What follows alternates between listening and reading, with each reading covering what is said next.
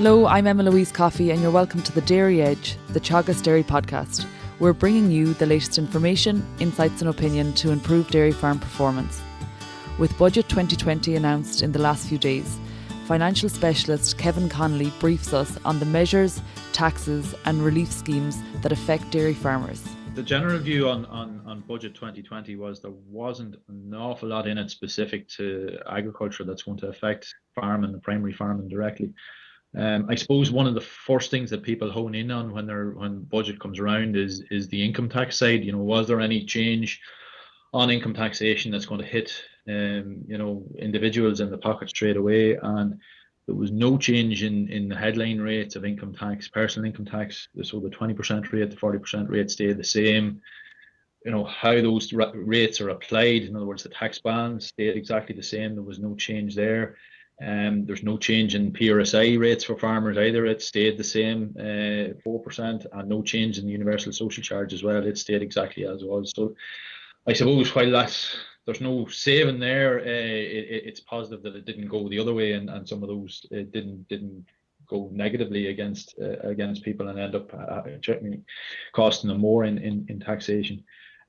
What was a definite positive on the income tax side was that some of the credits did increase, albeit only in a very minor way. And the main one that I suppose that got the headlines, particularly from a farmer point of view, because it affects earned income, which includes farm income, is the credit for that increased. The annual credit for that increased by €150 up to 1,500.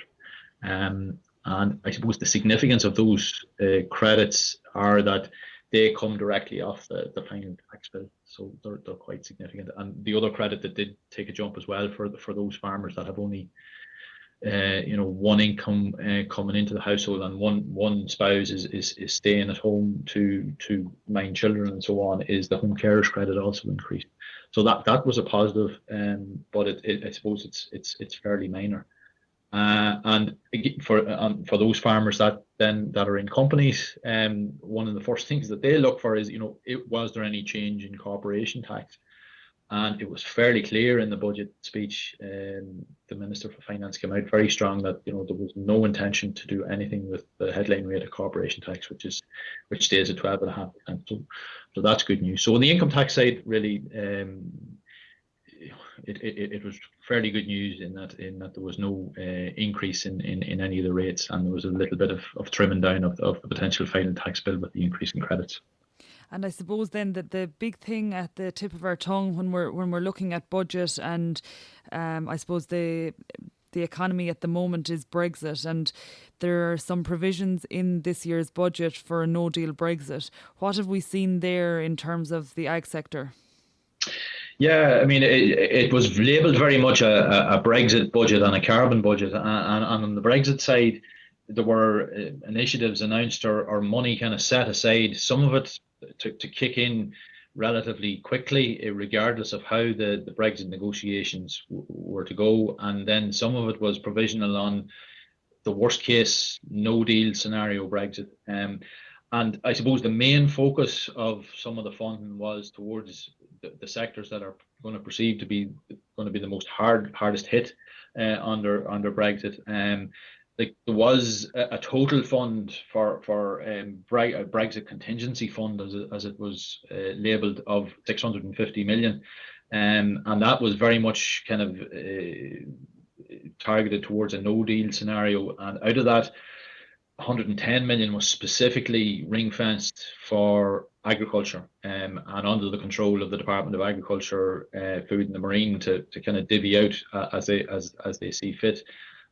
But it is, some of that 110 million has been earmarked specifically. 85 million actually of that has been earmarked specifically for the beef sector. But again, how that is going to be, or if that even, and I say that only comes in the case of a no deal scenario, and how that's going to be divvied out, it hasn't been decided yet. And I'd say detail on that will be coming out in the coming weeks and months, and obviously based on on what's going to happen between now and the end of this month, the end of October. And as you say, like that, there's 110 million there, but it's fairly vague in details from what we've seen so far in terms of where that's going. And I guess, you know, we've looked in the past, and we've chatted to economists within the organisation here, such as Kevin Hanrahan, and he would say that, you know, some of the funding that's going towards you know, sectors such as the beef sector would be looking at diversification and how farmers can, I suppose, earn more money at what they're doing, or maybe a slight change in enterprise. And I suppose there are some schemes currently happening within the beef sector aiming to do that as it stands. And like, if we take it a step further, then just look into some of the agricultural specific elements of the budget. I know that some of them now haven't actually changed, but we might get an update on them for you from you. So I suppose looking at the young trained farmer, Kevin, there's stock relief and stamp duty relief for young trained farmers. I suppose if you could give us a brief overview of what this actually means for our young farmer listeners. Yeah, well, I suppose to deal with stock relief first, because you know, I was talking at the very beginning about income tax, and stock relief is one of the key reliefs that farmers can use to lower their income tax liability. And the way stock relief works is that for every farm, the stock that they have on hand at the beginning of the year and the end of the year are valued, and if there's a lift in value of the stock on hand at the end of the year compared to the beginning of the year, that filters it the whole way down to profit and can be taxable as income, even though it's in livestock. It hasn't been cashed in. It's still hopefully still walking around the yard or around the paddocks. So it's value that is built up on the farm, but it's not hard cash that you can actually pay a tax bill on. The farmers are quite conscious of that. And particularly farmers that are building up stock numbers through their own breeding, you know, so that it's their own bred stock that are contributing to that rise in stock, so they're not offsetting any of the increase with a figure in there for actual purchases of stock. So every farmer gets 25% of the lift in stock value offset against their tax bill. So they're only taxable on 75% of that lift in value, which is still significant enough. But the big bonus for young farmers, and the definition of a young farmer here is particularly important. It's somebody that's under the age of 35 when they first kind of avail of this stock relief. They have to have a level 6 qualification, usually through Teagasc, to qualify as well. And the most recent addition to this qualification is they have to have a business plan, certified business plan for covering kind of 5-year period, showing kind of what they're going to do with the farm and so on. And if they meet all those criteria, they basically get 100% of the lift in stock value completely relieved for 4 years from they first kind of qualify for stock relief. And that's very significant for a young farmer starting out, building up stock numbers in their own right, that they're particularly, as I said earlier, through breeding on their own farm and building up stock numbers that way organically within the system, as opposed to buying them, because they're allowed to build up those stock numbers tax-free essentially for the first 4 years. And from a cash flow point of view, that's extremely valuable. So that's a very, very useful relief that young farmers, I'd say quite a few of them are aware of it. If they're not aware of it, they should definitely be talking to their accountants if they're getting on the ladder to setting up their own business, their own farming business. And the other relief that you mentioned, Emma-Louise, is in relation to stamp duty, and there's a specific relief for young farmers in relation to stamp duty. And stamp duty was one of the taxes actually in the budget which went negatively against the agri sector, in that stamp duty is a charge basically levied on usually land purchases, where and it's levied on the actual value of the purchase, and the non-residential charge for stamp duty, which covers commercial land, which farmers obviously be interested in, went up from 6% to 7.5%. So there was a 1.5% raise there, and that essentially means an extra €1,500 on €100,000 worth of land. An additional €1,500 would be levied of stamp duty on that purchase. And for a young farmer going out to buy land, or even a young farmer that's getting land transferred to them by a relative, the stamp duty relief, young trained farmer relief, is significant because it basically relieves the stamp duty completely. They don't have any stamp duty to pay. And say that's another draw on cash that has been done away with for that young farmer, and gives them a chance to use whatever cash they have to invest in the farm and build up a business. So it's significant in that way. And that young trained farmer relief has been around for a number of years at this stage. The qualification terms and conditions associated with it are similar to the conditions outlined earlier for stock relief. They have to be under the age of 35. They have to have their level 6 qualification in their hand, or be in the process of getting it, and they have to have a business plan completed. So it's got to the stage where young farmers, if they're serious about getting into the business and investing in their business and availing of any reliefs and incentives associated with cap incentives and so on, they have to have the level 6 qualification. So for those that are in that position, definitely they need to consider that. And I guess just to re-emphasise what you were saying about the stock relief, it's in your first 4 years of farming? It's in your first 4 years of farming, yes. And that is significant in that some young farmers, when they get their herd number and they're starting to trade in their own right and buy stock in their own right, they're basically starting to clock up their 4 years. So you need to be careful of the timing of when you actually kick off your eligibility for stock relief, particularly if it's a young farmer that has big plans as around expansion and maybe taking over the home farm and buying a bit of land or leasing a bit of land, and really increasing stock numbers from over their initial kind of 4 years, that they need to make sure that they don't start off trading at a very low level and lose some of their 4 year period. And look, there is a temptation there that when you're young and say maybe your parents might give you a heifer or two within the herd, that at that point you don't jump into getting the herd number, because as you say, 5 years down the line you may have way bigger capacity to grow stock numbers, and at the stock relief would be massive at that point. Just coming back and picking up on a point you made about the stamp duty. The stamp duty, as you've alluded to, has lifted considerably. Like the 1.5% seems small in the grand scheme of things, but in the purchase of land, it can be massive. Is that figure on an upward trend? Do we expect it to go higher than the 7.5% in the future?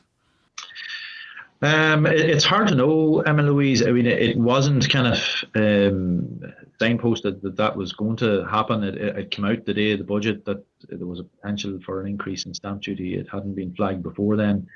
But the stamp duty was at 2% back a number of years ago. It took a significant jump back 2 budgets ago to 6%. It's now taken another 1.5% raise up to 7.5%.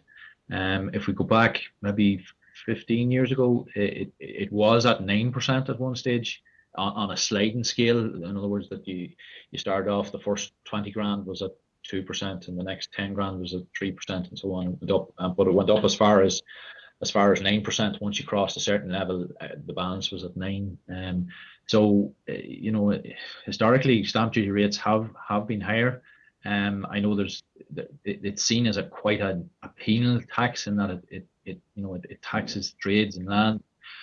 Some of the other reliefs that are in the system are trying to encourage farmers to consolidate their holdings and offload land that's not productive and buy land close to them. And there is some reliefs to assist farmers to do that. But it sends out, I suppose, a negative message to people that are interested in buying land if stamp duty goes the wrong direction. And that was my next question in terms of consolidating. So there's that capital gains tax, for the restructuring or consolidation of your farm holdings. Can you delve into that a little bit, Kevin?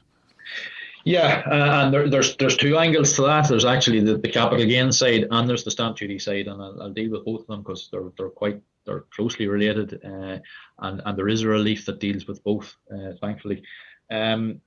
The capital gains tax restructuring relief was the first relief came in a number of years ago in response to submissions that we made in Teagasc and other people around, other organisations made to the Department of Finance to say that there was significant barriers towards farmers actually being able to expand on their farms and be able to drive more efficiency on farms because there was a lot of fragmentation of farms in Ireland. I think the average number of individual separate farm parcels of a farm in Ireland is just short of 4. So 4 actually separate individual parcels separated by roadways and other farms of land and so on. So that can cause issues, inefficiencies there in farmers having to service those parcels of land, draw slurry to them, draw silage from those parcels back to the home yard, go every day in herd stock and so on, and driving distances to do that. So, and the fact that if a farmer decided they wanted to get rid of that out farm and replace it with land maybe closer to the yard, closer to their main hub, they were going to be subject to capital gains tax on the gain that on the land that they were selling, and then they were also going to be caught when they bought replacement land with stamp duty. So there came a relief in a couple of years ago, 3 years ago at this stage, capital gains tax restructuring relief it's called, and that allows a farmer to sell a parcel of land and replace it with another parcel of land, and provided at the end of that selling and buying phase that the final holding ends up as a more consolidated holding with a reduction in the distances between the individual parcels, which in theory should result in a more efficient holding on a farm, that there's more options as regards what that farmer could do with, if the land is all ends up all in one block, or you end up enlarging, the block around the yard. It gives that farmer more options, and that farmer is allowed then relieve some or all of the capital gain tax that would be liable on the bit that's sold, provided he replaces it with another bit of land that ends up consolidating the farm. And similarly on the stamp duty side, because the parcel of land that farmer that has that plan in mind, if he wants to buy a bit, a parcel close to his main yard, or then he could be subject to stamp duty on that. There's an equivalent consolidation relief from stamp duty that allows him to fulfill the requirements that I said earlier about selling and buying and ending up with a more consolidated or tighter holding in terms of the distance between parcels, and claim a significant reduction in the relief. You pay basically 1% stamp duty compared to what would now be 7.5%. So that's a fairly significant relief. And just on the capital gains tax relief, which I mentioned earlier, in this budget, that was extended. It was due to finish up at the end of December this year. It's been extended until December 2022. So that's a clear signal from the Department of Finance that they can see that particular relief is doing a good job, that it's having an impact. And we're seeing that in Teagasc because we're involved in actually certifying that the land parcels meet the terms and conditions. So we're looking at where the land is that's being sold, and we're also looking at the replacement land and verifying that it ends up in a more consolidated holding. So we're already seeing quite a bit of interest, but there's a lot more scope, I think, for more of that to go on, and particularly in the dairy sector, where obviously a more consolidated holding, try and build up a significant area of milking platform or grazable area close to the yard, is key to being able to develop scale on a dairy enterprise. There has been a slight increase in the capital acquisitions tax. Can you tell us a little bit about that? Yeah, the capital acquisitions tax affects assets and usually land and farm assets that are either gifted or inherited by people. And the headline rate of capital acquisitions tax didn't change; it stays at 33%.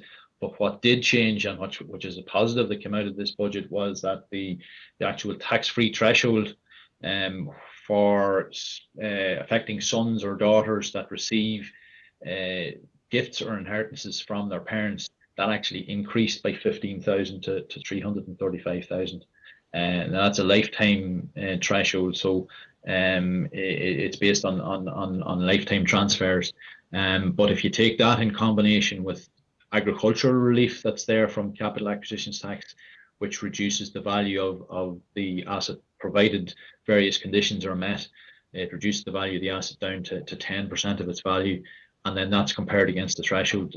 There are still very, very good reliefs to assist farm transfer and particularly family transfers of farm businesses and keep the tax bill to a minimum. So that was definitely a positive that came out of the budget, that threshold is increasing. But again, if we go back to 2008, that actual threshold was above 500,000. It was 520,000 or something like that. So it's still a bit short of that, but 15,000 of an increase is still a positive. And the final one, Kevin, is carbon-related measures. Now, when looking at that, we don't see a whole lot happening ag-related straight off. I suppose car diesel and car petrol is increasing, and in time we are going to see that green diesel is increasing. What sort of measures have we seen there? Yeah, as you say, the carbon tax, the increase in carbon tax it went up from by €6 a tonne to €26 a tonne, and that immediately from midnight on the night of the budget, it put 1.5 or 2 cents on a litre of petrol or diesel. As you say, the green diesel is not going to see any lift until May of next year, I think, and the same goes for home heating oil, kerosene, and so on. That's not going to kick in until the middle of next year. But there was a clear signal, and I suppose this was flagged from way out, that this is going to be an ongoing thing over the next number of budgets, that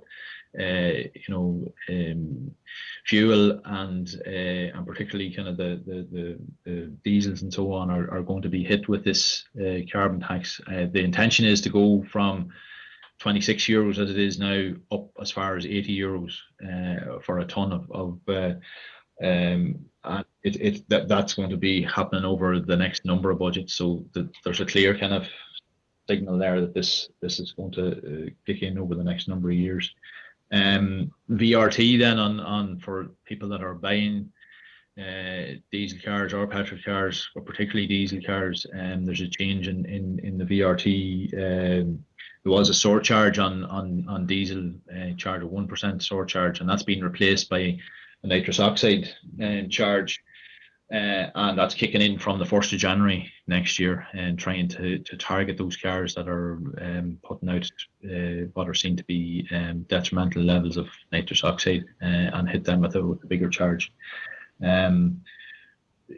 I suppose some of the measures that are and the funding was mentioned, and the bigger funding that was mentioned was trying to target decarbonising the economy as a whole, and trying to look at even individual households and businesses, and trying to assist them with grants or money to help them to move from fossil fuels towards more cleaner energy, and again, there are already grants in place for that, but the signals are that those grants are going to be probably increased or incentivized. There's going to be greater incentives for homeowners, business owners to look at ways of reducing their carbon output. And I suppose, look, as you say, the incentives are there, and there's a roadmap for people to make some change and become more carbon neutral. And say if we don't comply, we're going to be in a situation where we're going to have those charges, as you say, the surcharges, and the increase in costs of things like the heating oil and the diesel. Thanks for the update, Kevin. It was good to get an insight to what's happened in Budget 2020. Okay, Emma-Louise, thank you. That's it for this week's episode of the Dairy Edge podcast, and my thanks to Kevin Connolly for joining me on this week's show. Don't forget to rate, review and subscribe to the podcast. You can listen on Apple and Google Podcasts as well as Spotify, and for more information go to the Teagasc website at teagasc.ie. I'm Emma-Louise Coffey, and join me next time for your Dairy Edge.